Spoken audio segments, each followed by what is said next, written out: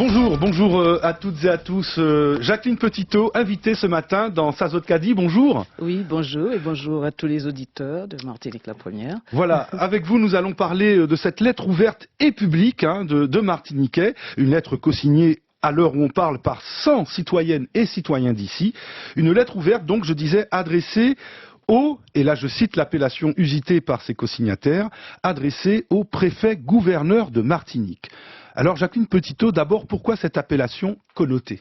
Oui, alors cette appellation connotée, disons qui n'a pas gêné en tout cas les signataires, c'est parce que beaucoup d'entre nous ne considèrent pas que nous soyons, un territoire français, disons classique, mais que nous sommes une colonie. L'objet du courrier est en tête, pour un retour à la vie normale. C'est donc une revendication qui est présentée donc à Stanislas Cazel, préfet donc de Martinique. Mais la plupart des avis scientifiques médicaux, Jacqueline Petitot, en tout cas ceux que nous pouvons consulter ou entendre ici ou là, indiquent que l'épidémie de Covid-19 est encore loin d'être terminée. Alors cette revendication d'un retour à la vie normale, est-ce qu'elle n'est pas précoce et en décalage avec les situations telles que présentées effectivement par les autorités, les professionnels de santé publique, y compris d'ailleurs l'OMS, l'Organisation mondiale de la santé, qui n'a pas, que nous sachions, annoncé et encore moins déclaré la fin de la pandémie. Alors, pourquoi un retour à la vie normale là tout de suite dès maintenant ? Oui. Alors disons qu'on peut considérer qu'il y a effectivement un problème sanitaire et qu'il y a, disons, une épidémie, mais elle est présentée de manière complètement catastrophique. Et comme nous l'écrivons dans la lettre ouverte, nous faisons très nettement une distinction, on fait même une distinction qualitative entre des scientifiques, disons, qui n'ont pas de conflit d'intérêt avec des laboratoires pharmaceutiques et les scientifiques qui sont subordonnés à ces laboratoires. Alors, nous avons pris connaissance avec énormément d'espoir de la constitution d'un collectif de médecins, de soignants, de scientifiques qui ils ont fait une conférence de presse le 9 janvier dernier. Ils ont lancé ce qu'ils ont appelé un appel du 9 juin et ils sont sur cette position-là. Alors, ils demandent par exemple que tous les médecins n'ayant pas de conflit d'intérêt le déclarent. Et enfin, les scientifiques et les médecins. Et que ceux qui ont des conflits d'intérêt avec des laboratoires pharmaceutiques, disons... Ce que vous voulez dire, c'est que peut-être pour des intérêts économiques, je dirais, de spéculation, pour pouvoir faire des bénéfices finalement oui, absolument. Certains auraient peut-être amplifié, augmenté, comment dirais-je, l'impact de cette crise sanitaire et de l'épidémie. Tout à fait. Et d'ailleurs, ce regroupement qui regroupe donc, qui n'est pas du tout marginal, 30 000 médecins, 30 000 soignants, 100 000 citoyens, eh bien, ils ont décidé notamment de constituer une cellule statistique, parce que selon eux, les statistiques sont falsifiées. Et nous l'indiquons d'ailleurs dans notre lettre ouverte. Donc, par exemple, en ce qui concerne la Martinique, certains d'entre nous ont mené une enquête sur le chiffre de 49 qui avait été annoncé par le directeur de l'ARS, et les personnels hospitaliers ont indiqué que plus de 40 sur ces 49 déclarés n'avaient pas comme pathologie la Covid. Donc nous considérons qu'il y a une amplification pour pouvoir justement amener à... vous faites allusion carrément à une forme de manipulation. Absolument, une manipulation. Derrière laquelle il pourrait y avoir des intérêts économiques. Oui, et nous avons d'ailleurs eu des témoignages un petit peu sordides de gens qui ont perdu des parents. Et on leur a demandé de déclarer, ce qui n'était pas vrai, que leurs parents étaient morts du Covid. Et en retour de quoi, ils ont eu leurs obsèques prises en charge. Jacqueline Petitot, alors le temps passe très vite. Après dans ce courrier, après un large digest, une analyse des 10 derniers mois au cours desquels la population martiniquaise a eu elle aussi à affronter cette situation de crise sanitaire, sociale, économique, etc. Alors une période d'ailleurs sur laquelle vous posez un regard très critique, mais bon, voilà, malheureusement nous n'avons pas le temps d'y revenir. Cependant, vous écrivez dans cette lettre ouverte et publique au préfet de Martinique, vous écrivez que vous êtes de ceux qui font confiance aux spécialistes honnêtes. Alors, c'est ce que vous avez dit, hein, qui estiment qu'il n'y a pas de pandémie.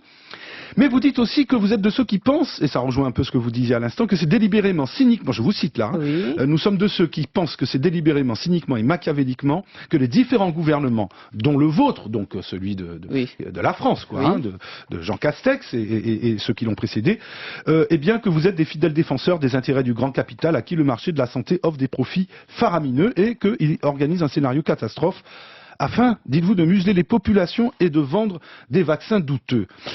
Voilà. Et parfois, peut-être certains pourraient vous reprocher ou simplement noter, constater que vous reprenez et avancez des arguments voisins, voire même parfois très proches de thèses désignées à tort ou à raison, selon les opinions des unes et des uns et des autres, comme complotistes. Vous savez, ce qu'on dit, le complotisme, etc. Mais vous, Jacqueline Petitot, par exemple, vous êtes enseignante, universitaire, militante politique. Pas universitaire. Mais voilà, notamment concernant la défense des droits humains, des ouvriers aussi, tout ça. Est-ce que ça vous dérangerait d'être peu ou prou associé, voire même assimilé, disons, à cette tendance de notre société, cette tendance de thèse complotiste? Oui, c'est-à-dire que c'est pas la pluie pour mouiller moins. Hein, c'est-à-dire qu'il y a souvent, disons, ceux qui ne suivent pas, disons, les directives, la doxa de l'ordre établi, sont calomniés, alors donc ils peuvent raconter ce qu'ils veulent. Mais nous prétendons, et je crois les 100 signataires, nous prétendons nous situer du côté de la vérité. Hein, et contre toute forme de manipulation. Et ce que nous revendiquons, c'est d'ailleurs ce que revendique ce fameux collectif, hein, qui a sorti un manifeste ayant déjà à ce jour plus de 74 000 signatures, c'est la totale vérité et la transparence. Par exemple, nous disons qu'il est très important que ceux qui, par exemple, défendent la marche forcée, d'ailleurs, à la vaccination, disent clairement si oui ou non ils ont des conflits d'intérêts avec les trusts pharmaceutiques. Hein, nous demandons la transparence et nous pensons qu'il faut absolument qu'il y ait le principe du contradictoire. Et nous ne le craignons pas. Et d'ailleurs, nous trouvons très bien que Martinique la première joue ce jeu, hein, notamment dans l'émission Résonance au niveau télévision. Il faut le principe du contradictoire. C'est bien pour ça aussi que nous avons invité ce matin, pour donner la parole à tous et à toutes les différentes tendances. Alors que par contre, je tiens à indiquer que ça ne semble pas être la position du gouvernement, parce qu'un décret a été pris en catimini le 23 décembre dernier, interdisant la libre parole à des médecins. Alors on est en train d'aller vers un véritable totalitarisme. Nous disons qu'ils font la transparence de manière que les intéressés puissent pouvoir choisir en toute liberté et en toute clarté, en toute connaissance de cause. C'est le cas, mais dites-moi, le vaccin officiellement n'est pas libre obligatoire. à chacune de vouloir se l'administrer ou pas, enfin de se le faire administrer, parce qu'on ne se vaccine pas soi-même. Tout à fait. Voilà. Enfin, c'est le principe qui est posé. Il y a par contre des chantages absolument odieux. J'ai reçu hier un témoignage qui m'a bouleversé de quelqu'un qui a un parent dialysé et à qui on a fait le chantage suivant: si vous voulez poursuivre votre dialyse, vous devez vous vacciner. Cela se passe en Martinique et selon nous, nous estimons que ceci est passible de poursuite. Cela, c'est de l'extorsion de consentement et nous invitons tous ceux qui sont sujets à ce chantage, comme ceux qui sont dans les EHPAD en ce moment et à qui on dit: si vous ne vous faites pas vacciner, eh bien vous n'irez pas à la cantine avec les autres, vous n'irez pas en sortie, etc. C'est du chantage qui mérite des poursuites judiciaires. Au sein des co-signataires, êtes-vous toutes et tous anti-vaccins par principe, c'est-à-dire contre le principe de la vaccination, quels que soient les vaccins, voilà, ou est-ce que, donc contre tous les vaccins, ou est-ce que c'est ce vaccin-là ou ces vaccins-là du moment qui sont censés, c'est comme ça qu'on nous le présente, censés être liés à la lutte contre le COVID-2 et notamment à atténuer les effets graves de la maladie là, de la Covid? Non, certainement pas. Et disons que en ce qui me concerne personnellement, je considère le vaccin comme un progrès extrêmement important pour l'humanité, mais sauf que le vaccin doit être administré avec une application du principe de précaution. Et c'est un vaccin, on l'appelle vaccin d'ailleurs, les spécialistes disent thérapie génique, et qui est complètement nouveau, qui peut même provoquer des modifications d'ADN, ce n'est pas n'importe quoi.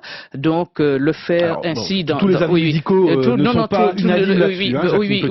Certains avancent ça, mais d'autres contredisent aussi. D'autres contredisent, mais enfin c'est un débat et c'est un risque. C'est un risque, voilà, c'est un risque. Et alors donc nous considérons qu'il est irresponsable, et on pourrait même dire criminellement irresponsable, de l'administrer ainsi à marche forcée. Voilà. Oui, même si c'est pas obligatoire, vous dites que finalement on a organisé quelque chose pour que ce soit obligatoire. Il n'est pas obligatoire, mais il y a des risques énormes. Certains ont même émis l'idée de licencier les personnels soignants qui seraient réfractaires à cette vaccination. C'est un scandale absolu. Il nous faut conclure. Vous demandiez aussi la réouverture de l'université de Jacqueline Petitot, puisque vous y intervenez. Quelques nouvelles là-dessus, vraiment en quelques secondes. Oui, bien sûr. Eh bien, c'est-à-dire que nous avons été en contact avec la présidente de l'association solidaire des étudiants de Martinique qui demandait la réouverture de l'université. Donc, nous l'avons intégrée dans cette lettre ouverte et nous nous félicitons que cette réouverture ait pu avoir lieu. Avec toutes les difficultés, mais enfin, elle a pu avoir lieu. Nous terminons sur cette note d'espoir, en quelque sorte. Merci d'avoir répondu à nos questions. C'est moi qui vous remercie.